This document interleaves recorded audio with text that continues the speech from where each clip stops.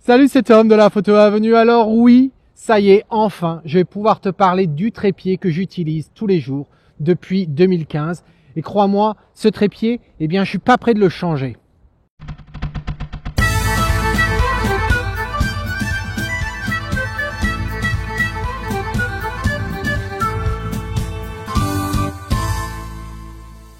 Alors avant de rentrer dans les détails techniques de ce trépied, un petit retour en arrière pour t'expliquer en fait les raisons derrière cet achat, cet investissement, car c'est un investissement.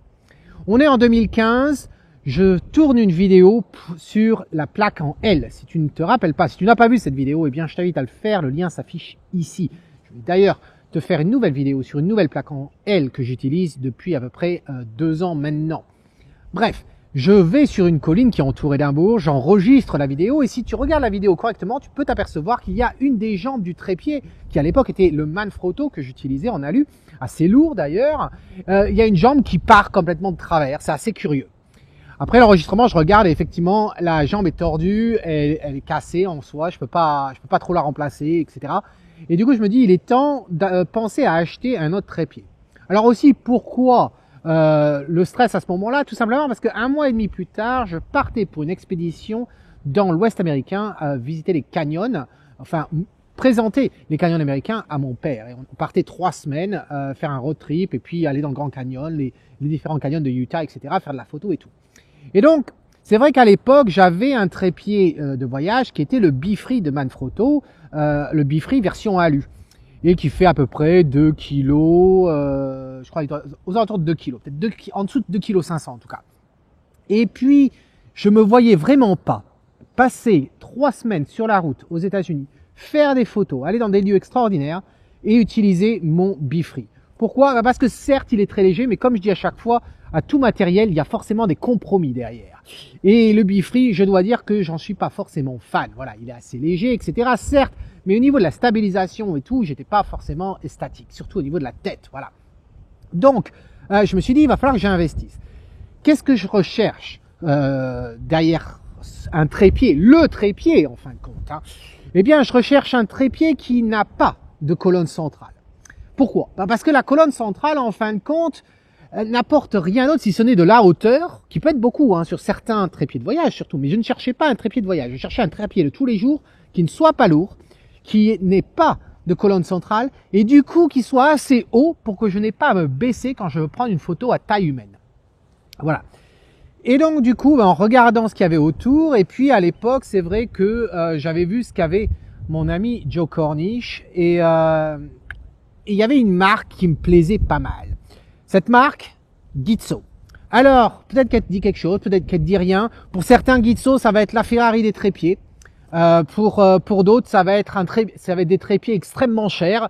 Certains vont rêver d'avoir un Gitzo, d'autres vont peut-être par jalousie ou autre, par dédain, vont dire que c'est beaucoup trop cher pour ce que c'est, etc. Bref, je rentre même pas dans le débat. Chacun a son budget, etc.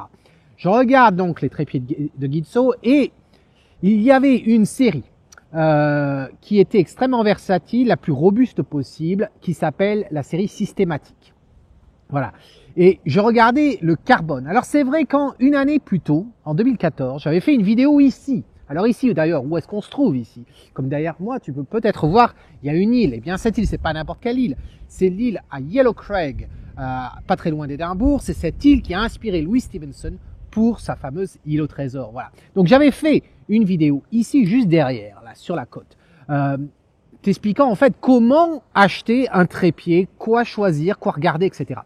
Et à l'époque, c'est vrai que je croyais fortement au trépied lourd. Qui disait trépied lourd disait forcément stabilité. Et j'étais prêt à porter mon poids, à porter ma croix pour avoir des photos bien nettes. Surtout que vivant en Écosse, eh bien oui, il y a du vent quasiment tous les jours. Là, aujourd'hui, ça a baissé un petit peu, mais tout à l'heure, on était à peu près à 70-80 km/h de rafale. Voilà. Et donc je croyais réellement au trépied lourd, donc qui disait lourd disait pas forcément carbone du coup. Mais je dois dire qu'en regardant davantage en 2015, en regardant Gitzo, etc., eh bien je me suis aperçu qu'il y avait des avantages au trépied en carbone par rapport à l'aluminium. Alors le plus petit avantage, le plus bas dans l'échelle, ça va être la résistance au froid.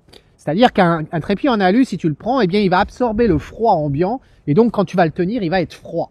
Le carbone, lui, eh bien, non, il se rafraîchit pas autant. Là, tu vois, il fait relativement frais. Eh bien, j'ai aucun souci. En hiver, je peux le tenir même sans gants. Il n'y a pas de souci à ce niveau-là. Mais comme je dis, c'est qu'un petit avantage. Le deuxième avantage, ça va être alors, à égal degré, je dirais, le poids et la vibration. Alors, on va commencer par le poids. C'est vrai que les trépieds en carbone vont être plus légers. Des fois, on s'aperçoit que le prix d'achat d'un trépied carbone, quand on compare au prix alu, eh bien, la différence est énorme au niveau prix et au niveau poids, eh bien, on ne gagne que 200, 250, voire 400 grammes, 500 grammes si tu as de la chance. Alors, c'est vrai que est-ce que les 500 grammes d'économie pour 500 € de plus, est-ce que ça vaut forcément le cas? Peut-être pas dans tous les cas. Et c'est peut-être pas toujours 500 €, mais en grosso modo, je me suis aperçu que c'était généralement aux alentours de presque 100 grammes par 100 €, hein, à peu près. Et bon, il y a cet effet poids. Donc, c'est sûr que ça commence à m'intéresser. Et ensuite, il y a le fait que le carbone absorbe les vibrations. Et ça, c'est intéressant. Alors, comme j'ai dit dans une vidéo très précédemment, il y a carbone et carbone. Ça va dépendre aussi du nombre de couches que le trépied va avoir du carbone. Ça va dépendre aussi de la qualité de construction de ces différentes couches de carbone qui vont être posées les unes sur les autres. Voilà, pour créer quelque chose de solide. Alors, Gitzo, ils ont une telle renommée. C'est aussi ça. Je veux dire, si on venait à parler d'Hasselblad pour les appareils photo, eh bien, on aurait Hasselblad, à la limite, ils n'ont pas à prouver à qui que ce soit la qualité de leurs appareils. On sait que si on achète un Hasselblad, ça va être de la bonne qualité. On sait que si on achète un Phase One, ça va être de la bonne qualité, etc. Leica, on pourrait argumenter quand même. Mais bref, il y a des marques comme ça qui sont quand même phares, qui sont là depuis des années et donc on sait leur réputation et on peut leur faire confiance. Et donc Gitzo me plaisait beaucoup là-dessus. Alors, cette série systématique, c'est la série la plus haut de gamme de chez Gitzo et c'est la série la plus versatile. Alors versatile, je me suis rendu compte dans la vidéo précédente que versatile en français, c'est pas forcément le sens que j'y mets moi quand je parle en anglais. Versatile en anglais, ça veut dire polyvalent en français. Donc je vais dire c'est une série de trépieds très polyvalente. Et donc du coup, ça me plaisait bien. Alors, qu'est-ce qu'on y trouvait dans cette série? On y trouvait des trépieds de différentes tailles.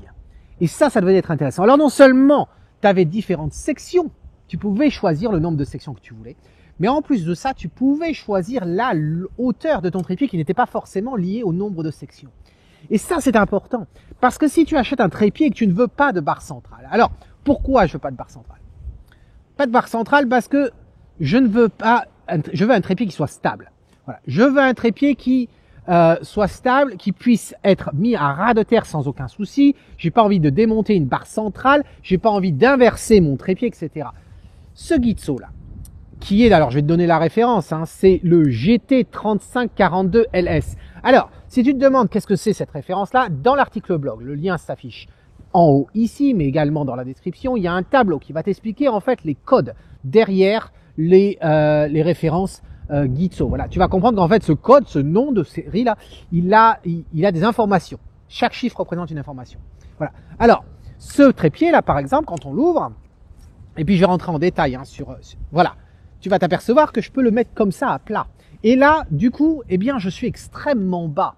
Alors, je ne te parle pas de la tête de trépied. La tête de trépied n'a rien à voir. Elle n'a pas été vendue avec le trépied. Gitzo font des têtes de trépied. Ce n'est pas une tête de trépied Gitzo. À l'époque, quand je l'ai acheté, d'ailleurs, je n'avais pas cette tête de trépied. J'avais la tête de trépied de mon Manfrotto à l'époque. Cette tête, de trépied, je ne vais pas t'en parler aujourd'hui. Je vais faire une vidéo tout à l'heure, séparément, pour t'expliquer en quoi je crois que cette tête de trépied est la meilleure au monde. Voilà, c'est peut-être un statement, comme on va dire, assez fort, mais oui, à ce jour, je n'ai pas vu d'autres trépieds meilleurs que celle-ci. Voilà. Alors, on pourra en discuter dans l'autre. Bref, tu t'aperçois à quel point ce trépied se met à plat. Ensuite, ça c'était important qu'il n'ait pas de colonne, et comme il n'avait pas de colonne, eh bien, je pouvais trouver un trépied à ma hauteur. Alors, qu'est-ce que ça veut dire à la hauteur? Ce trépied-là, c'est un trépied qui a 4 sections. C'est un système de rotation. Alors, je suis passé du trépied Manfrotto à ce trépied Gitzo. D'ailleurs, Gitzo Manfrotto, pour la petite histoire. Hein. D'ailleurs, j'ai un historique de la marque Gitzo, si ça t'intéresse, dans l'article blog qui accompagne cette vidéo. Mais Gitso et Manfrotto, c'est la même maison au final. Benro aussi, etc. Il y a plein de marques qui sont derrière Manfrotto. C'est en fait derrière Vitex, c'est un groupe, voilà, de différentes marques. Bref, ce trépied, c'est 4 sections. Ces sections, pour les ouvrir, en fait, c'est à twist. Comme ça, on les tourne. Et alors, contrairement aux autres trépieds que je t'ai montrés, et ceux que tu peux trouver sur le marché, généralement, ça peut être carrément un demi-tour, voire 3/4 de tour, ou un tour complet. Là, sur ce Gitso-là, en fait, c'est que un quart. Voilà, c'est juste un quart, comme ça, et tu t'aperçois qu'il s'ouvre. Alors, quand on l'ouvre comme ça, l'avantage aussi, c'est sa construction. Et il va y avoir, tu vas voir une photo qui apparaît sûrement ici, là, et puis tu vas la voir dans l'article blog. J'ai démonté ce trépied pour la première fois l'année dernière, entièrement. Toute pièce se démonte entièrement, et chaque pièce de chez Gitso peut se remplacer. C'est-à-dire que si tu casses la moindre vis, eh bien, elle se change.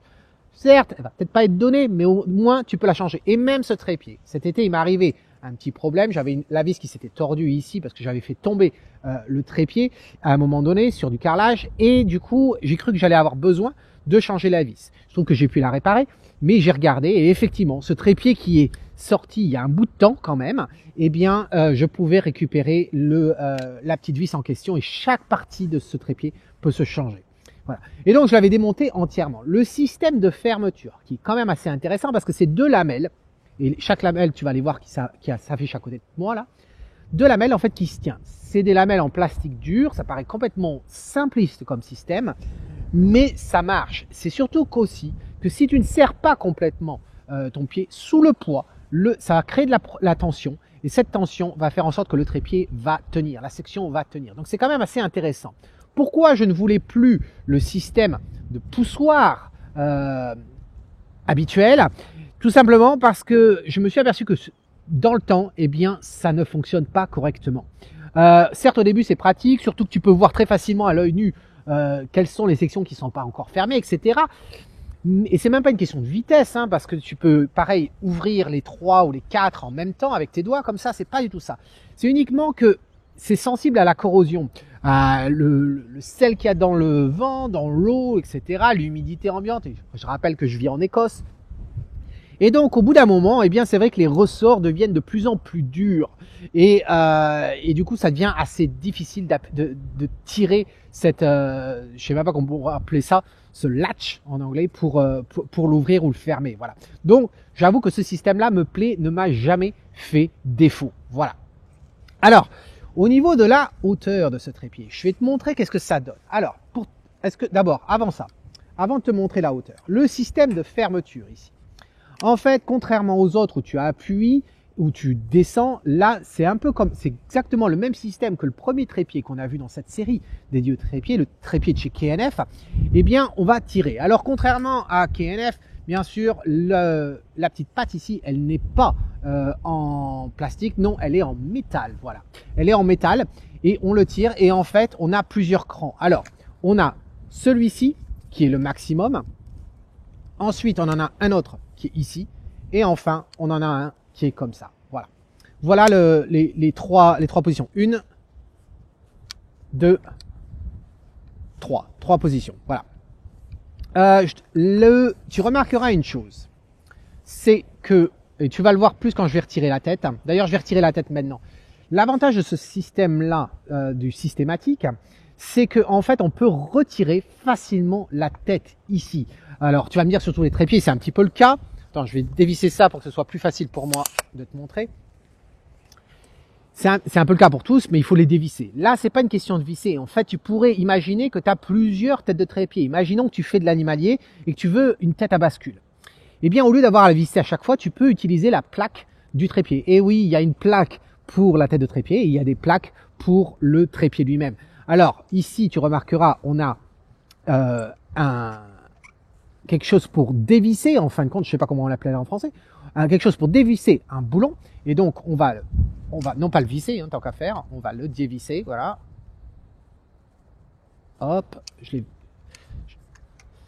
dois dire que je le desserre jamais, voilà, ok. Et dessous, ici, il y a un bouton.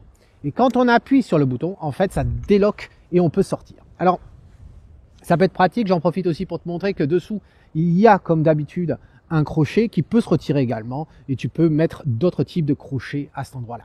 Tu pourrais imaginer aussi utiliser une tête de trépied avec une colonne. Voilà, si jamais tu avais besoin d'utiliser une colonne, eh bien tu pourrais très bien acheter, tu as la plaque, tu achètes une autre plaque si tu n'as pas envie de dévisser à chaque fois, une plaque et puis tu peux mettre une colonne. Alors, ce que je veux te montrer sur ce trépied, c'est que regarde l'empattement de la jonction des jambes. C'est extrêmement large. Tu n'as pas ça sur les autres trépieds. Et tu peux forcément imaginer que plus ça va être large, cette jonction ici, plus ton trépied va être stable. Voilà. Et au niveau du centre de gravité, ça va être parfait. Il ne va absolument pas bouger. Alors, au niveau de la hauteur, d'ailleurs, tu remarqueras, il y a une boule de niveau ici que je n'utilise jamais. Et pourquoi j'utilise jamais? Parce que j'utilise le niveau dans l'appareil photo et puis aussi parce que j'ai cette tête de trépied. Mais plus de détails sur cette tête de trépied dans la prochaine vidéo qui sort. Alors, je referme, je revisse. Hop, là, là. Voilà. Là, il est bien serré. J'aurais beau appuyer sur le bouton, ça sortira pas. Maintenant, je vais reculer. Je vais mettre mon appareil photo. D'ailleurs, ce trépied, pendant que je fais ça, ce trépied pèse 1,96 kg, 1,960 kg. Voilà. Sans la tête, bien sûr. Et il a 6 couches de carbone. Et aujourd'hui, je crois qu'ils ont augmenté. Hein. Celui-là, je l'ai acheté en 2015, mais je crois qu'il est sorti déjà en 2014, ce trépied. Et donc, il avait 6 couches à l'époque. Maintenant, je crois qu'il en a plus. Alors, je vais reculer derrière pour te montrer. Et là, il y a une sorte de plateforme là sur ce rocher. Alors, je vais l'ouvrir comme d'habitude. Hein, j'aime bien prendre les 3 jonctions.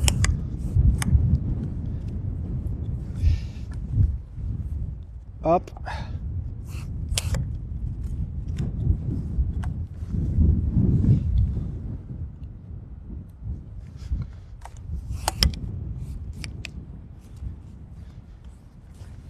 Alors, on va voir ce que ça donne. Je vais essayer de le mettre sur le même plan. Voilà. Comme tu peux voir, l'appareil photo, l'œilleton, il est à ma vue. C'est absolument parfait. C'est exactement ce que je cherche. Et honnêtement, là, il bouge pas du tout. J'aurais beau taper sur l'objectif, sur le truc, il ne se passe rien de chez rien. D'ailleurs, je n'accroche jamais mon trépied dessous avec un sac. Des fois, ça m'arrive de faire autre chose, mais ça, je vais t'en parler dans une vidéo, dans 3 vidéos d'ici. Voilà. Donc, il y a même un autre crochet ici. Donc, voici pour la hauteur. Pour replier, ce que je fais à chaque fois, et oui, j'ai l'appareil photo qui est à l'envers. Et non, je n'ai pas peur. Voilà.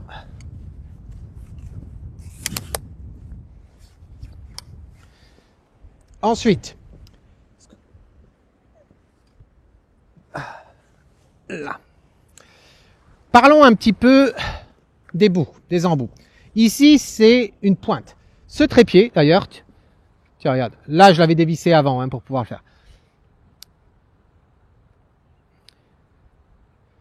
Alors, je les ai pas pris avec moi, mais quand tu achètes le trépied, en fait, eh bien, t'as pas que le trépied. Il te donne 3 différents types d'embouts. Là, c'est des pointes. Et je dois dire que c'est ce que j'utilise le plus. Sur les rochers, je trouve que c'est génial. C'est vrai qu'en théorie, le caoutchouc fonctionne très bien sur les rochers, il fonctionne très bien sur le bitume. Mais je m'aperçois que le caoutchouc n'est pas toujours de bonne qualité. Celui de Gitzo, j'ai absolument rien à dire. J'utilise le caoutchouc quand j'ai besoin du trépied à l'intérieur. À l'extérieur, c'est vrai que j'ai tendance à utiliser toujours ça. Alors, il te donne 3 pointes comme ça. Il te donne aussi 3 caoutchoucs qui viennent se mettre par-dessus. Et enfin, tu as aussi la possibilité d'avoir un embout pour aller sur le sable ou sur la neige. C'est une collerette, voilà, c'est un embout entier. C'est pas simplement une collerette qu'on vient poser dessus, c'est carrément un truc à installer. Et je dois dire que je l'ai utilisé. J'ai utilisé sur le sable, j'ai utilisé dans la neige. Et je dois dire que c'est vraiment génial. Ça évite d'avoir ton trépied qui s'enfonce. C'est comme le bâton de ski en fait, c'est exactement la même chose. Voilà. Donc, ils te fournissent ça, ils te fournissent même tout un jeu de ces fameuses lamelles qui sert pour les sections ici. Et ils te donnent de la graisse également. Donc, ça reste quand même un investissement. Et la raison pour laquelle je n'avais jamais fait de vidéo depuis 2015 sur ce trépied, c'est que je n'avais pas voulu être forcément associé non, c'est pas être associé, c'est que je n'avais pas voulu donner j'avais pas voulu que le message soit si tu as envie de faire de belles photos, il faut forcément acheter un trépied qui soit très lourd. Pas très lourd, très cher. Pourquoi je dis très cher? Eh bien, ce trépied-là, il se trouve que quand je l'ai acheté en 2015, j'ai eu de la chance. C'était un ancien démo, c'est-à-dire qu'il était dans une boutique et il était là pour démonstration, pour que les clients potentiels puissent voir ce trépied en exhibition. Je l'ai eu pratiquement à moitié prix.